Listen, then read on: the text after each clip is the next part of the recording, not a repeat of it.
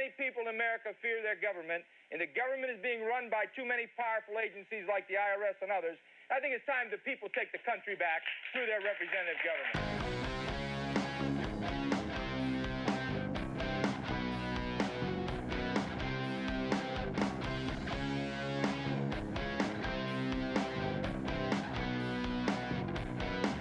Hey, Mr. Politician, living on that hill, living in that life of luxury, on we the people's bill. Don't have a clue how the other half lives, and that is a shame. It's time to stop the tyranny. You keep pushing through your bills. Going for revolution, going for it now.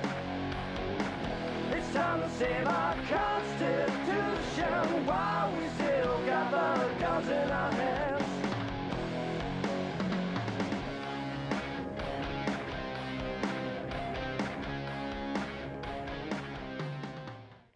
Hi, I'm Renee Kimball and welcome to Freedom TV. We have a very interesting show for you today. We're going to be talking about the Columbia EcoVillage. All your dreams have come true in one location and you'll want to move there. So, in a little while we'll be talking to Pam and Joe Leach about an incredible facility here in the Portland area. But before that, I wanted to alert you to a few things that are happening here in Portland. This is the Sovereign Soapbox, my chance to mouth off about anything I like. It's my show, I can do that. And the first thing is Juneteenth, which is coming up this coming weekend. This is the big event here in Northeast Portland, and it's going to be held at the Jefferson High School. This Saturday, starting at 12 noon, there's going to be a big parade at 11, but it goes on all day, and it should be a very interesting group of, well, there's going to be all kinds of people at this thing. You won't believe the number of vendors and the kinds of people that are going to be at Juneteenth this year. So be sure and see the parade. That's really worth it. Now, some other announcements that I would like to get to. I'd like to just show you a few things that I have here. The first one is folks that are going to be on the show next week. And I don't know whether you can get a close-up of this guy. This is Portland Rescue Mission. They're going to be on the show this coming week, next Sunday. And they're going to be talking about their facilities. Most people think of the Portland Rescue Mission as the mission downtown, the one that the homeless go to, but there are other things involved with them. Another thing I'd like to remind you of, somebody who was on the show before, is Sanctity of Hope. I'd like to remind you that their coins are still out there, and they have just installed a vending machine for the homeless. So the homeless can actually use these coins now at the vending machines and get things like socks and hats and gloves and toothpaste and all kinds of things that they might need. So there's some people who are really doing some exciting things here in the Portland area. And also, I wanted to alert you to this booklet that I just found. It's called Basic School Facts, and it's school choice basics. Some things that you may or may not have heard about the alternatives to the one-size-fits-all government school. So that's a few of the announcements that I have for you today. And with that, we're going to go to our regular segment called Surviving and Thriving. And we've had a request to repeat the one we did last week, so I'm going to do that. This one is rigid splints. How to take care of yourself if you break something in the forest. So this is Surviving and Thriving with rigid splints.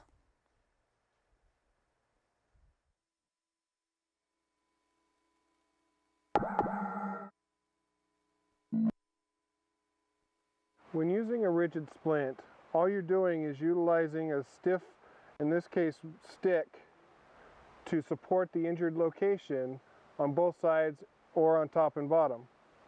So what I've done here is I've taken a limb and cut it into 4 pieces, and I've lashed it together using clove hitches with 550 cord. What I'm doing is applying the rigid splint around the knee area. What you do is you roll it around to give it support on all 4 sides, and then you just wrap it with your extra 550 cord to make it stiff and tight. Once you've wrapped it all the way around up to the top, what you can do for stability is go ahead, wrap it around one last time around one of the sticks and go back the other direction. What that does is it allows you to pull from both sides on the splint to make sure they stay in place and they stay tight and stiff. When you come to the end of your cord, go ahead and tie it off, and in this case we're going to tie it off with a clove hitch.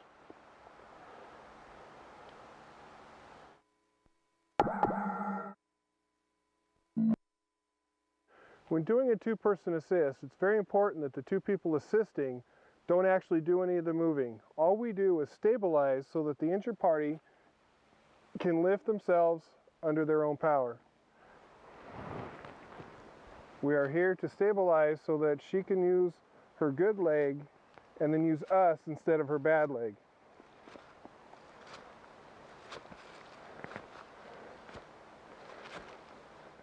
Now, if you're in a situation where you only have the ability to have one person assist, it's important that the person doing the assisting is just there for stabilization. The injured party is the one doing all the moving and all the lifting.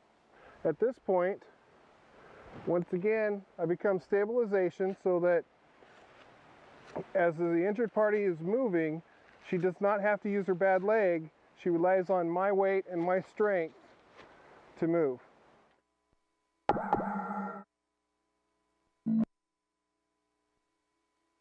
When building a stretcher for transportation, we need to be sure of a few key points.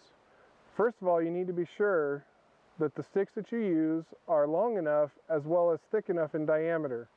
You need to make sure that they are strong enough to hold the individual that you're transporting, as well as long enough to be able to carry them appropriately and safely.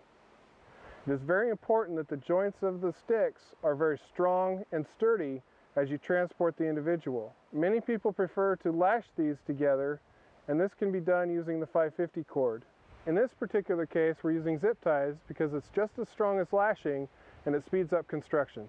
At this point, you have two choices. You can either put in a rigid cross member for the injured party to lay on, or you can do like we've done and use the 550 cord, which will allow for a softer basket and a smoother ride for the injured party as they are transported. As Gene Ward said, being prepared cannot be overstated, especially if a loved one needs first aid. Please take the time to become first aid certified and practice using your survival and first aid kits. An ounce of prevention will go a long way in getting home safe and sound. Mother Nature has her way of showing us it's her domain. Your survival kit and your first aid kit should be made to your level of knowledge, and each person should carry their own. With these two items, you have a better chance of enjoying the great outdoors. Hey, wait up!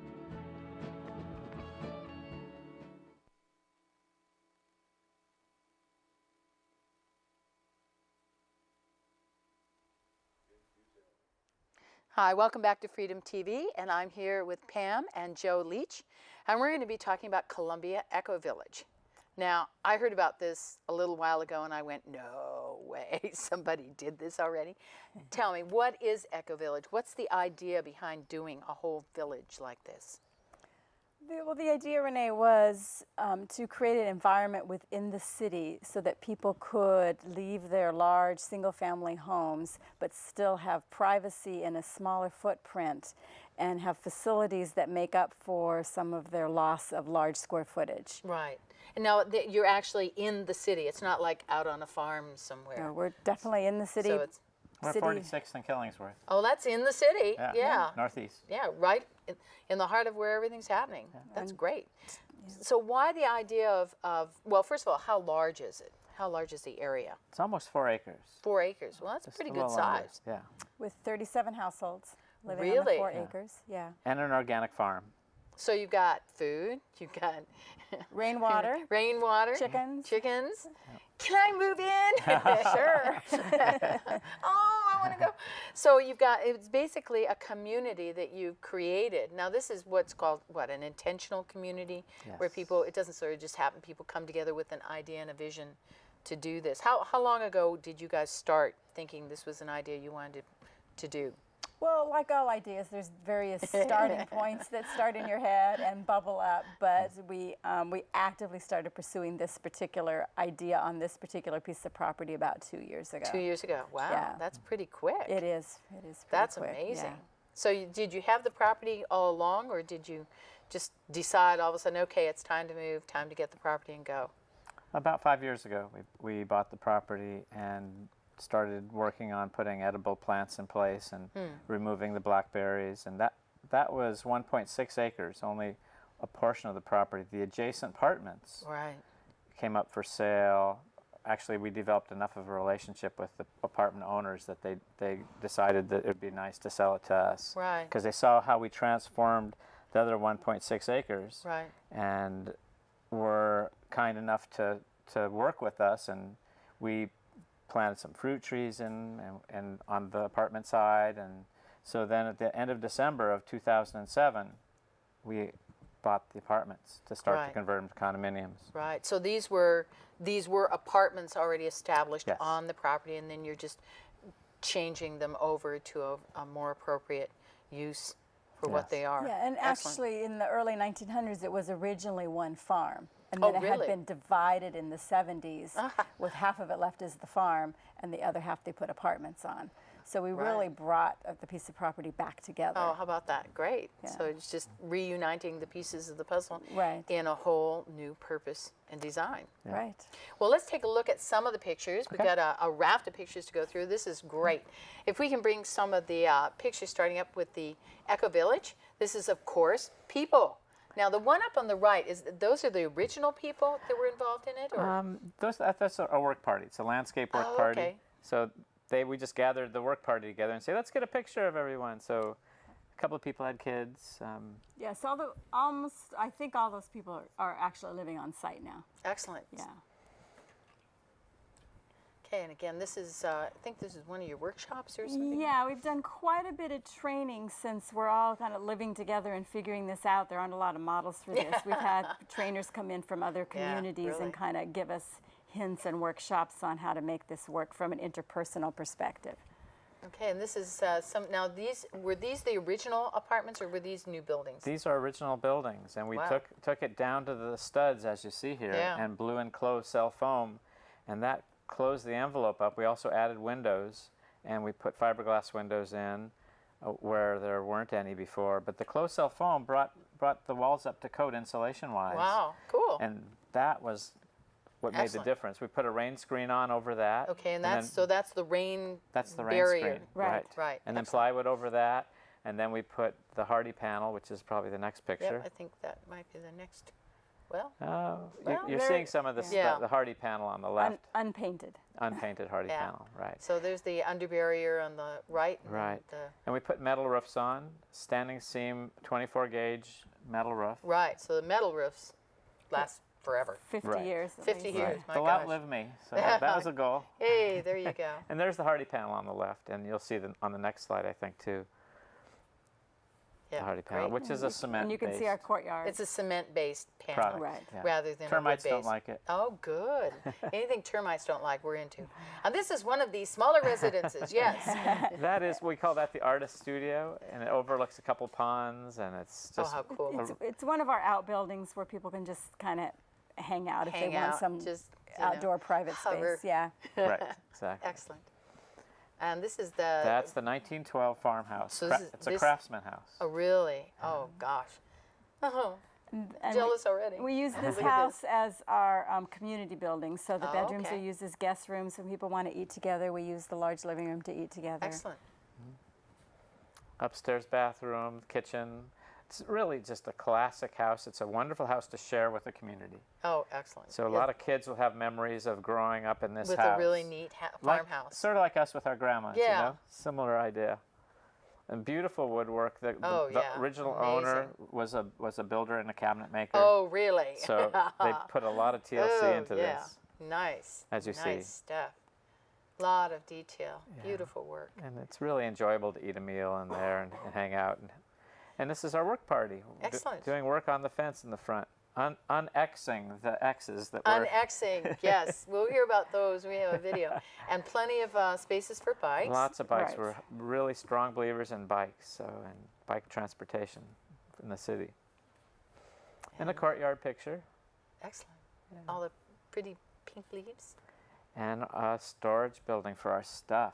Stuff. All those boxes of stuff. Yes. Gotta We have all it. have stuff. Everybody gave up their garage, and they got a little tiny storage cubicle in exchange. Right. And this is what the finished buildings look like.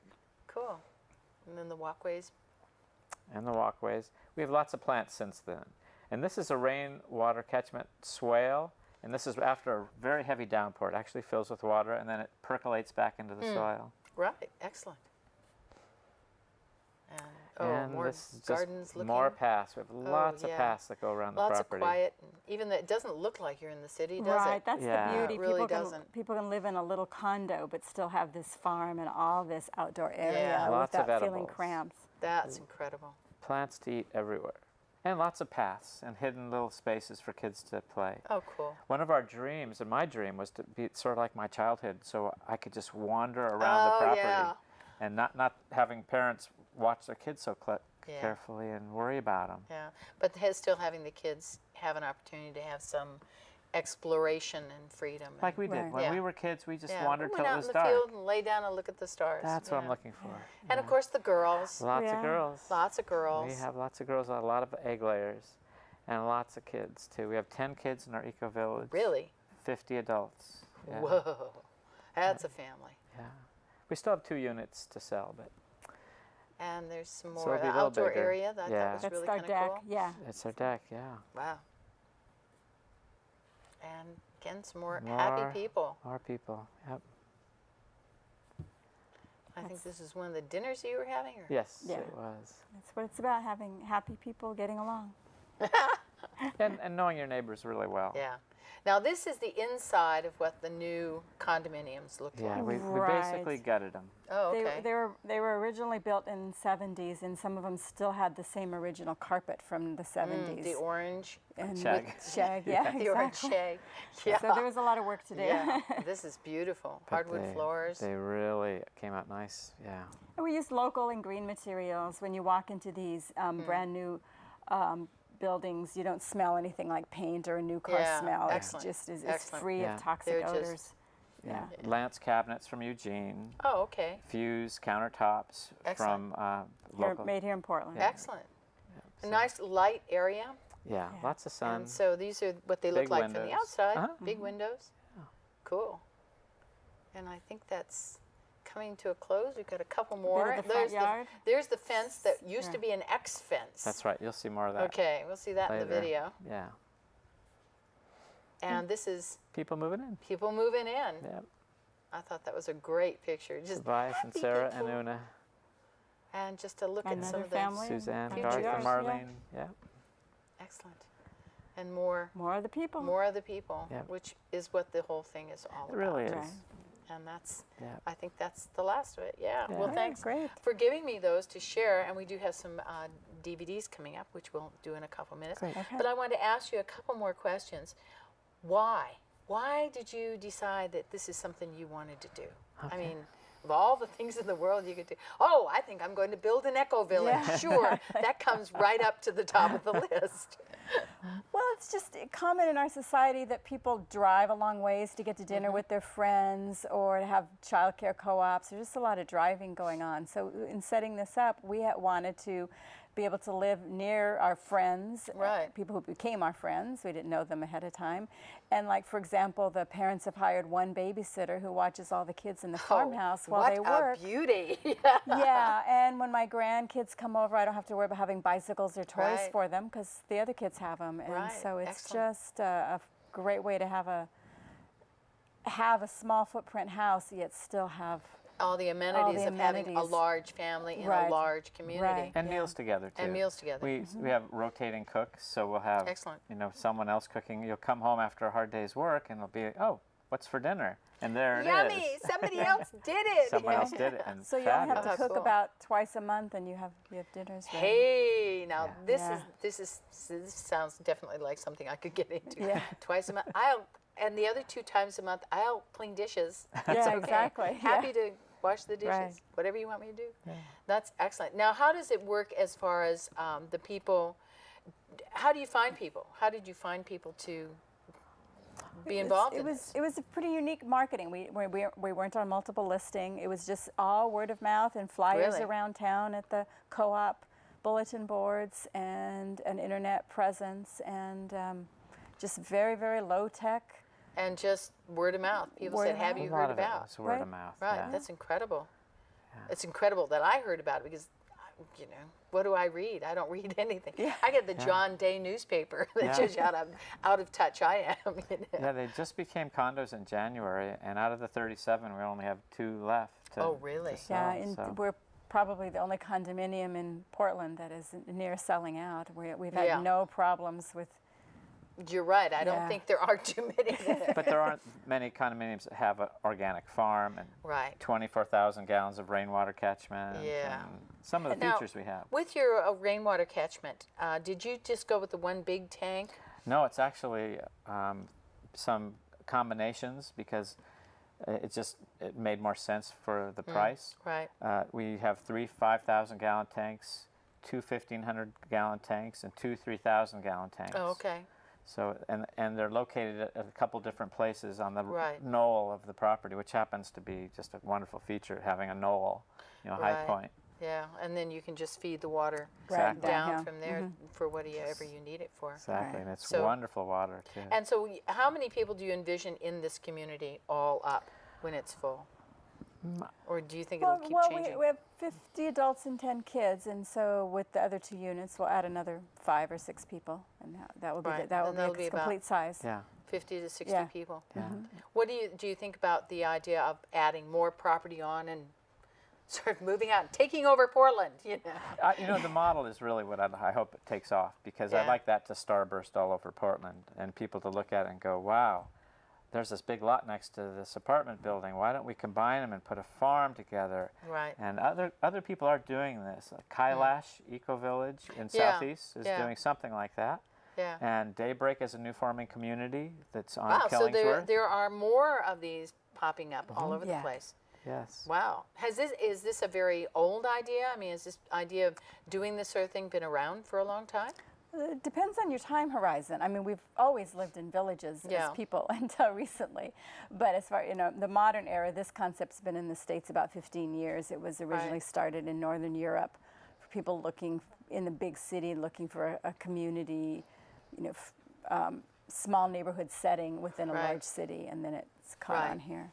Well, we're going to take a short break right now, and we're going to look at a DVD about EcoVillage, which I thought was really kind of cool. We're going to have a short DVD, then we're going to come back for a couple of announcements, and then we're going to have another DVD of you having a dinner there, which I thought was just very, very special. So with that, we will go to a DVD about the Columbia EcoVillage.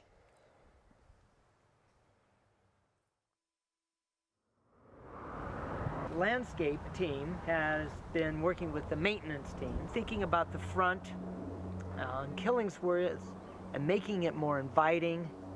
And we have a TriMet bus stop right there, and people have nowhere to sit.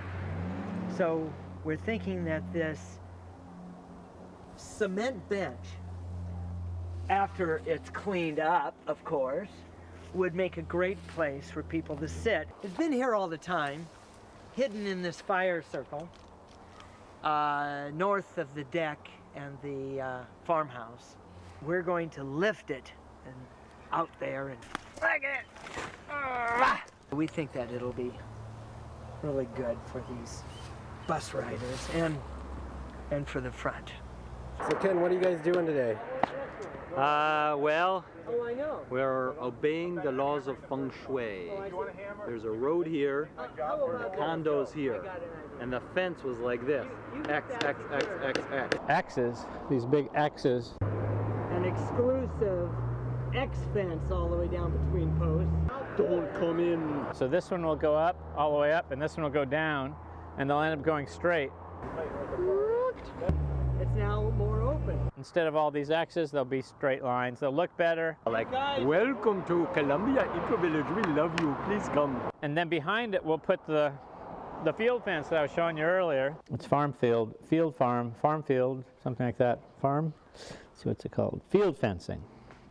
And what we'll do is we'll stretch it across all the railroad ties that are out there on their ends. And then you can see these puddles that are in the sidewalk area. We're going to bring in some clover and some chips and plant and beautify the sidewalk and make it so it's not a muddy, wet area and make it easy to walk on.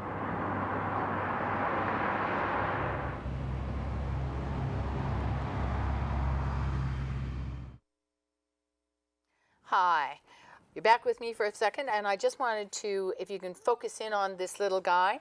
This is the grand opening for the Columbia EcoVillage, and that's going to be happening next Saturday. And it's going to be from 10 to 12, and so you get an opportunity to see what's going on, how everything's operating. Check out the water tanks. Check out the farm. Check out the farmhouse. Oh, I want to go look inside. Check out everything. Check out the chickens. So be sure and go to that next Saturday between 10 and 12. I'm going to see if I can try and work this into my schedule. I have to do something next Saturday, but I just thought of a way. There's a possibility, so I may actually get to go. Another announcent that I'd like to tell you about is coming in September. This is going to be tiny. I don't know whether you can get in on this or not.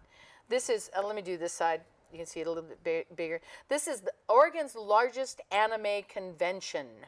These guys are coming in September, and they're going to be in the show in September. And it's Kumoricon. Oh, Sodeska, Kumoricon.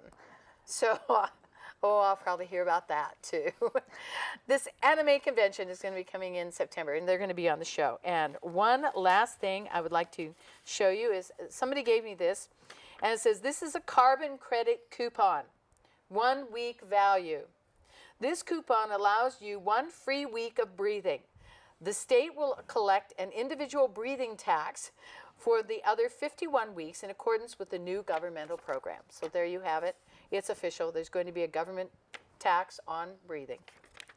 So just a couple little fun announcements. Now we're going to go back, hopefully, and see a second DVD. This is about a dinner they had at the EcoVillage, and I just thought it was the coolest clip, and it just gave you that warm and fuzzy sense of, I want to go home. So with that, we're going to see the dinner clip for EcoVillage. Welcome to our first meal.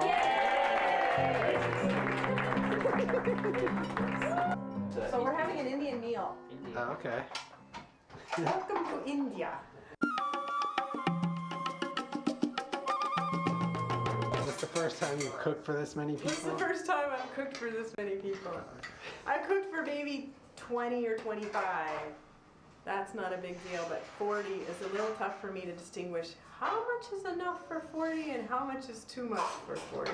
For the first meal tonight, Lori just said, I'll cook the first meal. And so I said, I'll assist you. And so now it's like a sign up. So, you know, it's like we have this certain date that there's a meal, and we need a lead cook and an assistant cook and 2 cleanup people. What made you decide on this particular menu for tonight?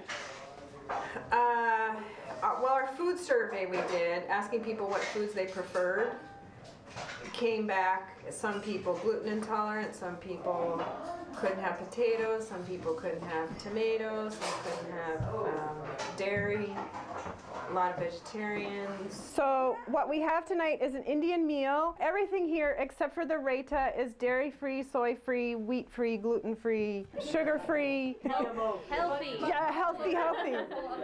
Everything is organic. We're trying to go by those values we established for the whole community of buying locally, buying sustainably, organic, and you know, to do as much as we can to tread lightly on the planet.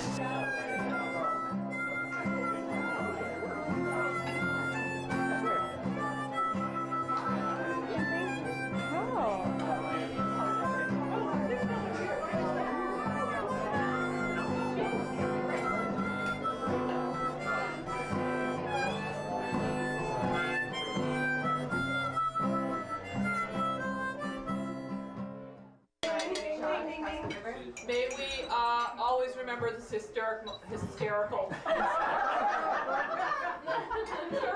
historic moment. Welcome back to Freedom TV after a short look at EcoVillage and having fun. You guys have too much fun. I'm sure there's a law against how much fun you're having there. You know, there's got to be one or two you're breaking. Yeah, don't tell anybody. Don't tell anybody. Yeah, as long as, look, what the government won't know won't hurt any of us. Now, tell me, what do you envision in the future for EcoVillage? The demographics of the people who live there now, is it a big range of ages? Or is it mainly people in particular age groups? I think we have quite a range. As we said, we have 10 kids. They're all under 7.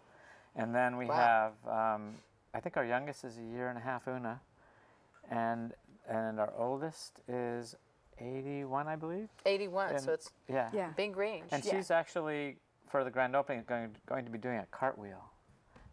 Okay. So fine. Yes. Cartwheel. But we have quite. We have 3 lawyers, 2 doctors, 3 university professors, 2 elementary school teachers, a county planner, city planner. Help me, Pam. Yeah, just a wide range of people. Yeah.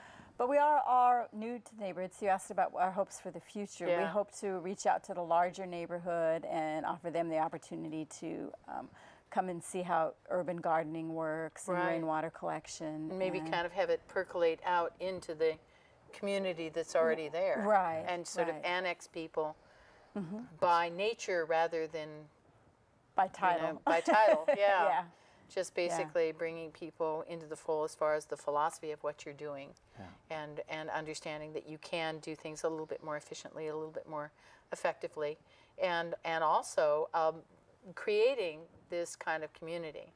Because for me, it was always, when I came to Portland, I could not figure out what Metro was. I just, for the life of me, I went, what does it do? Oh, it creates community. Well, how come when I was in Australia, there was a lot more community and there wasn't any Metro? Yeah. So what's going on? Because you have these little neighborhoods that consider themselves a collective group of people, and they are a community. And a lot of it has to do with people staying in one place for more than 4 or 5 years. Yeah. Right. And so the idea is to create the place, then you have people coming who are going to stay for long periods of time, and as they age and die or go off to college, then other people can come in and fill the gap. Who's the longest? Do people sign up really quickly for this? With this, actually, we had a core group of about 6 of us or so that started in September of 2007. Right. And then before that, we had 2 people that actually helped us establish some of the visions and values, even a little further back than that. So Owen and Mike Trierson. Oh, okay. They've been on the show here. They're amazing people. Yeah. It's just, now they have...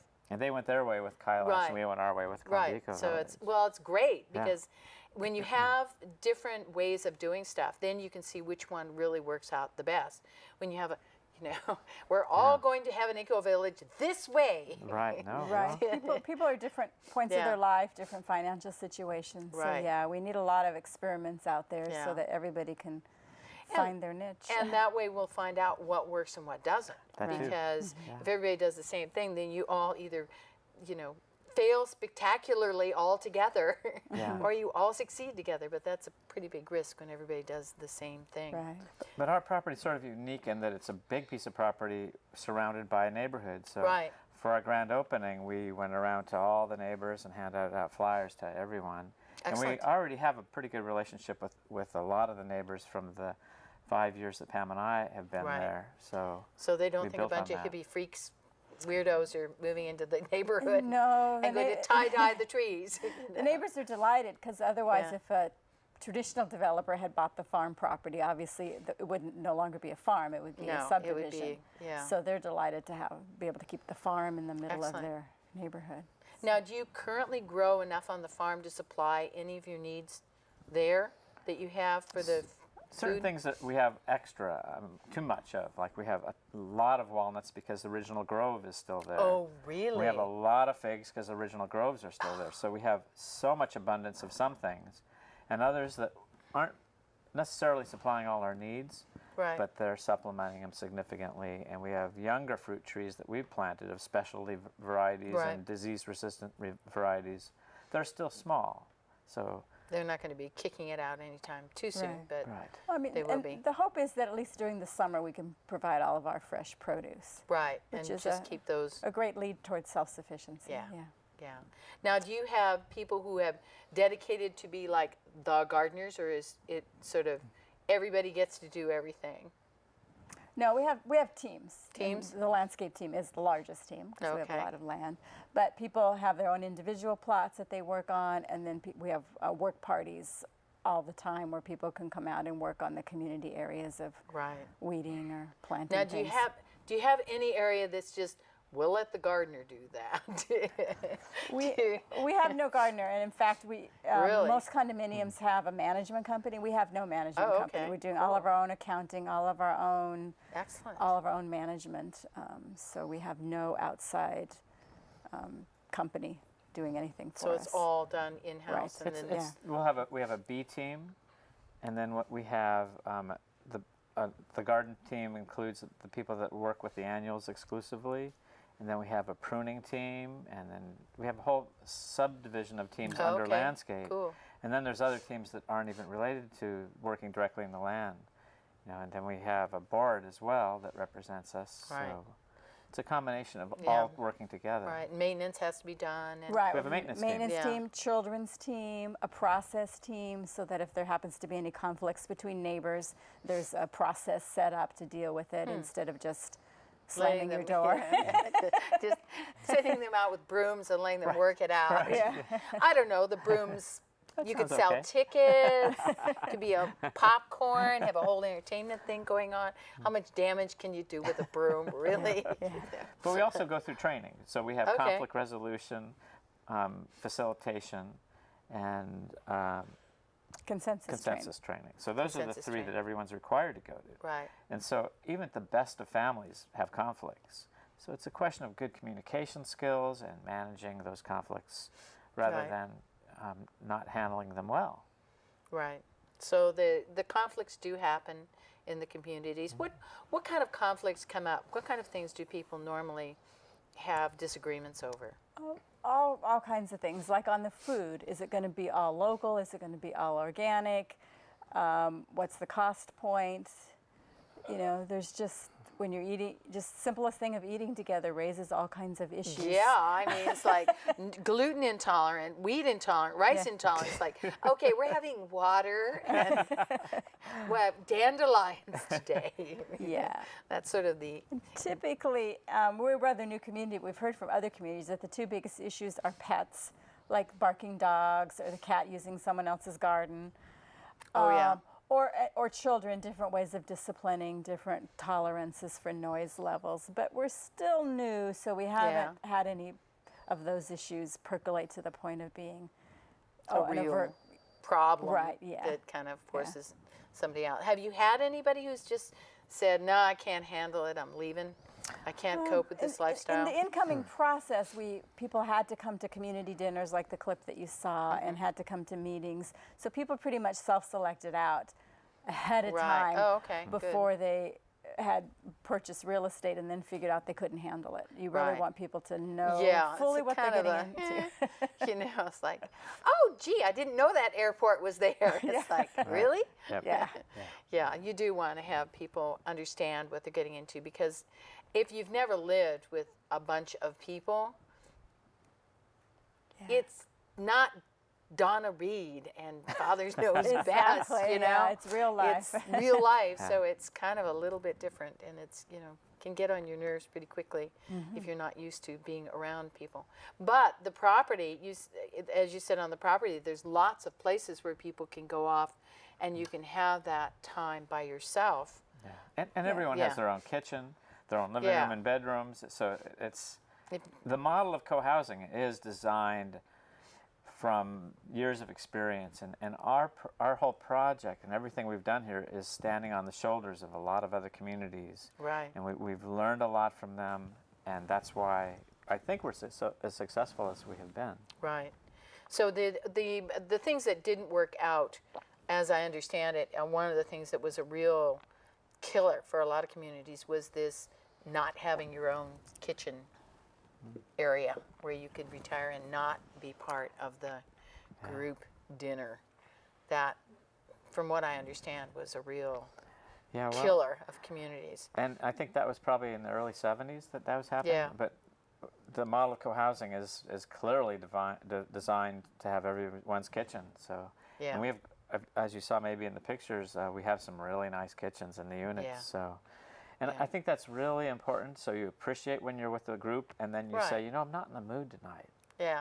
And you don't. I can just, I'm just not in the group, the group hug mood tonight. I think I'll just sit back and just repair to my own little, bowl of soup or whatever you want. There's just times.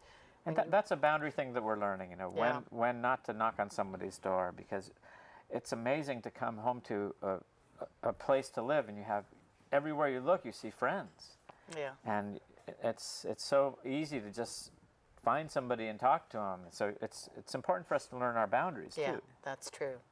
And we're going to be talking a little bit more about that, and you'll have an opportunity to call in and ask some questions of Pam and Joe after this next segment.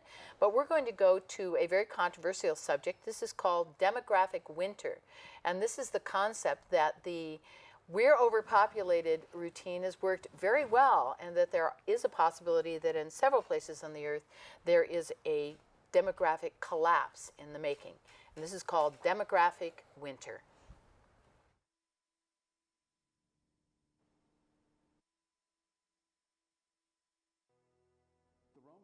In the time of Julius Caesar, were totally preoccupied by the fear that they were not producing enough children. The sterile pagan nobility died out, and with them their ancestors' idea of Rome. No one wanted to have any children, and no one wanted to get married.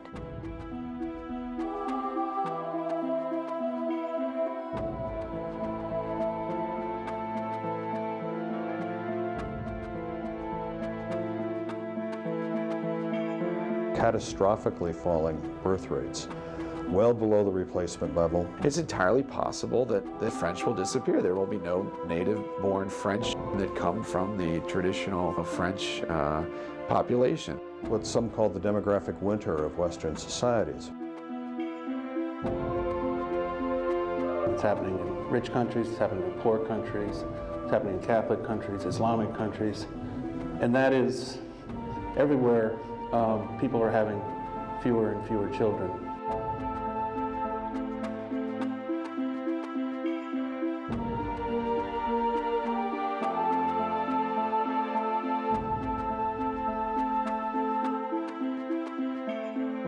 Never in history have we had economic prosperity accompanied by depopulation.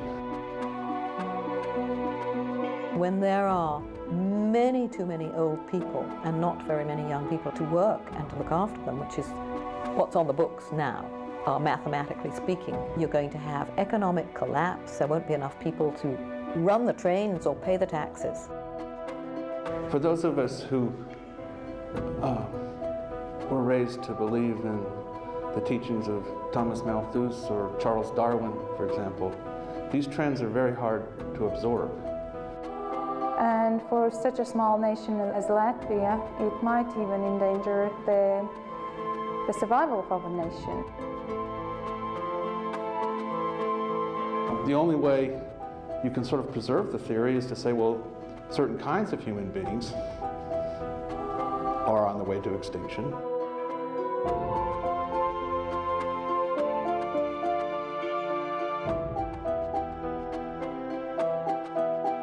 Now we have 40 years of social science that makes it absolutely clear that the deterioration of marriage, the encouragement of sexuality outside of marriage is just not, it's not good for society, women, children, or men. On every measure ever measured by the social sciences, the intact married family is the strongest on every outcome ever measured. We, as the policymakers, think that the best way to improve the demographic situation is by strengthening the families. It's also true, I think, for people who are worried about women's rights, about the gay rights, about environmentalism. All these movements are deeply informed by a 1970s era preoccupation with the so-called population bomb.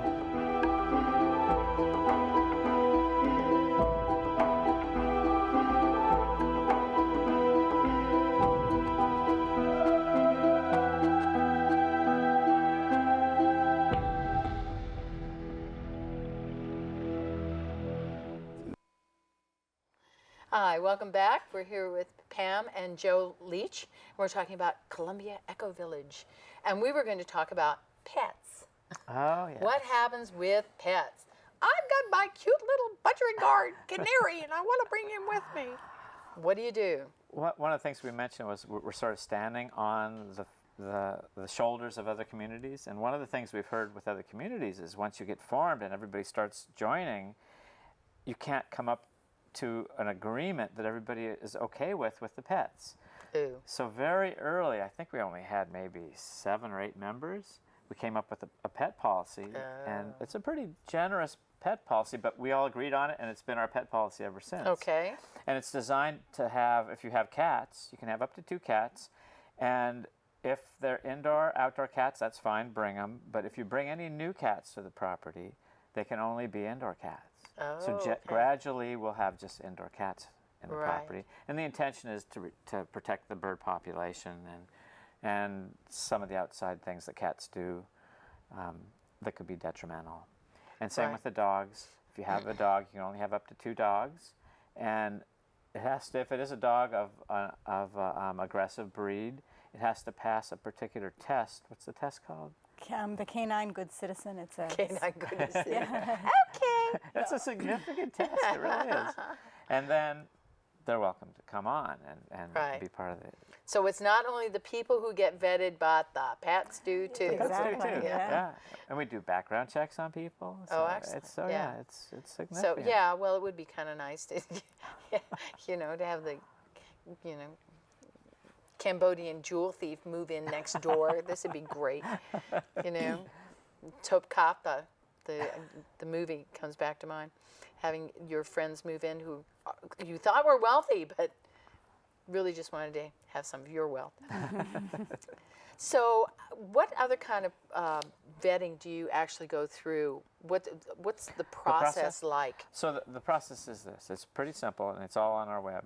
But if you come to one of our information socials, then if you decide to move forward, you get invited to a business meeting, and that's called the Explorer level.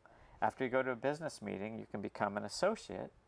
And then once you are an associate, you then have access to our web pages. Our Yahoo group site, which has all our decision logs, our minutes, and you also answer about 5 questions that say things like, what attracted you to the EcoVillage? What skills do you bring? What concerns do you have? How do you like to be communicated to when you're having some concerns or issues? What's your communication style? Things like that. Oh, okay. And then you also get on the Yahoo group site and see what everybody else said with those answers. Oh, okay. So you have kind of a leg up on what other people at least think about themselves, whether it's true or not, who knows? But Right. And then we sit down with a prospective person and have a chat with 5 or 6 other people about their answers and about, are you sure you know what you're getting into here? Yeah, right. And let's find out from the audience. I think we have a question. Somebody wants to know what they're getting into. Do you have a question for Pam or Joe? I was curious about, you have a fairly good-sized garden or farm there. How does that work? I know other properties in Oregon, there's a farm deferral for property taxes, and are there any kind of codes that you have to conform to regarding the farm? That's it. Thank you. So to repeat the question, you're saying, since we have a large garden, is there specific codes or property taxes that we have to adhere to?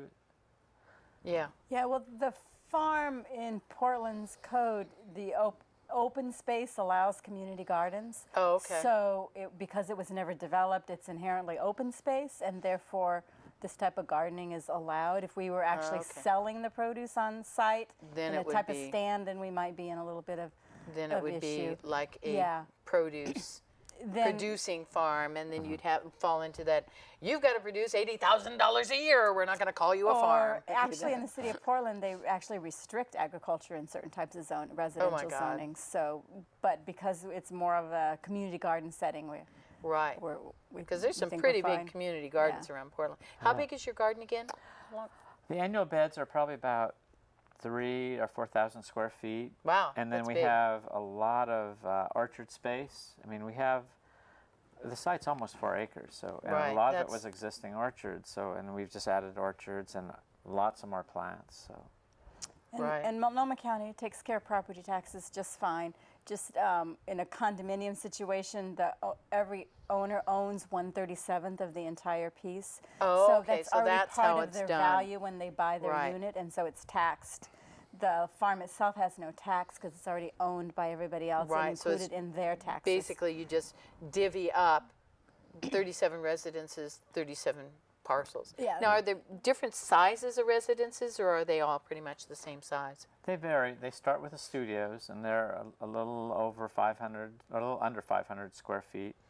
And then we have 1 bedrooms that are a little over 500, and then 2 bedrooms that go up to a little under 800, and then 3 bedrooms that are around 1,000, and then some 3 bedrooms that are a little under 1,200. So you can get up to some pretty good size. Mm-hmm.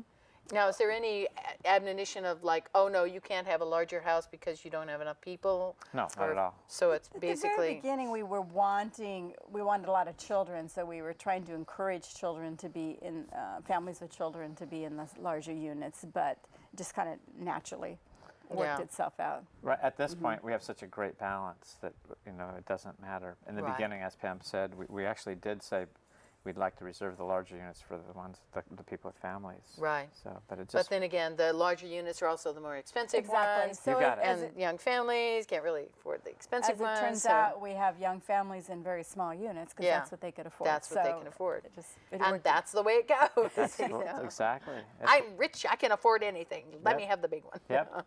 Yep. And then basically that is what I think, for me, I believe in people. And I think that people know best what's best for their particular situation. And, you know, the house that my husband and I lived in is 840 square feet. There was a family with 7 kids and 2 adults who lived in that house. Wow. So, yeah, you can do it. Personally, no, I wouldn't want to live with 9 people and 840 square feet.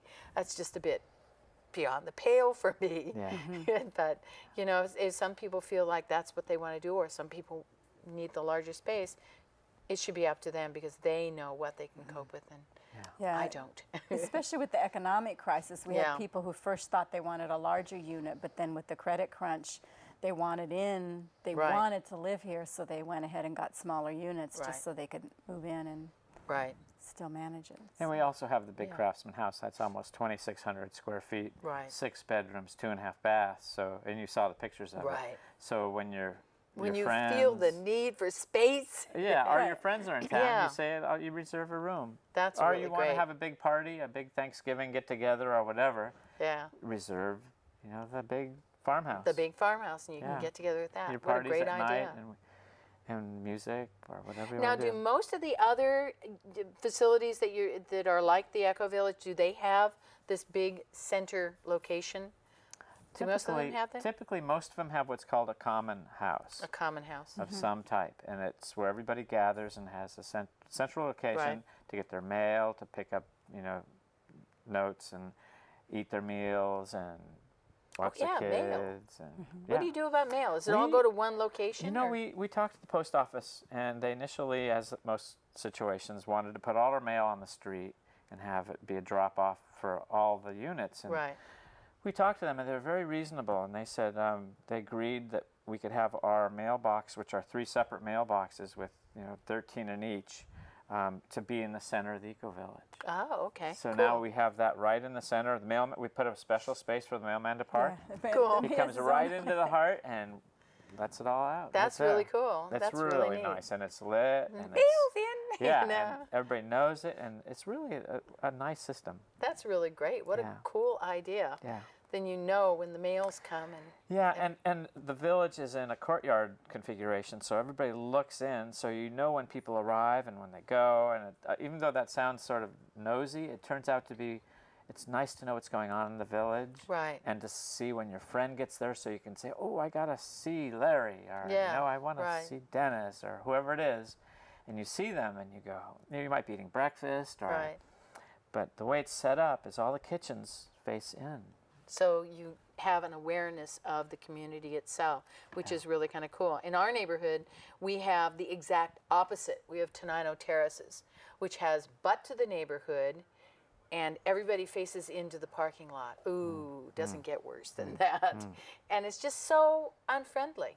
So a situation like this would be just ideal to creating that harmony of a community, because everybody is looking at the community and nobody is sort of shunning the actual community. Well, I want to thank you very much for coming down and explaining EcoVillage for us. Sure. And I really hope to get out there sometime soon and have a look. I hope I can come Saturday. Okay. You're But welcome. I'm Great. very interested to see, especially the water catchment that you've got. That sounds exceptional. Please come by. And please, and I hope you can come back in a year or so and tell us more about what's going on and Be that glad you've to. taken over the neighborhood. Thanks, So Renee. thanks very much, Thank you, Pam and Renee. Joe, for coming in and joining us. Welcome. And thank all of you for coming in and joining us. And we will see you next week. Again, our guest is going to be Portland Rescue Mission. Some things about them you may not know. It's your voice. Keep using it. Thank you.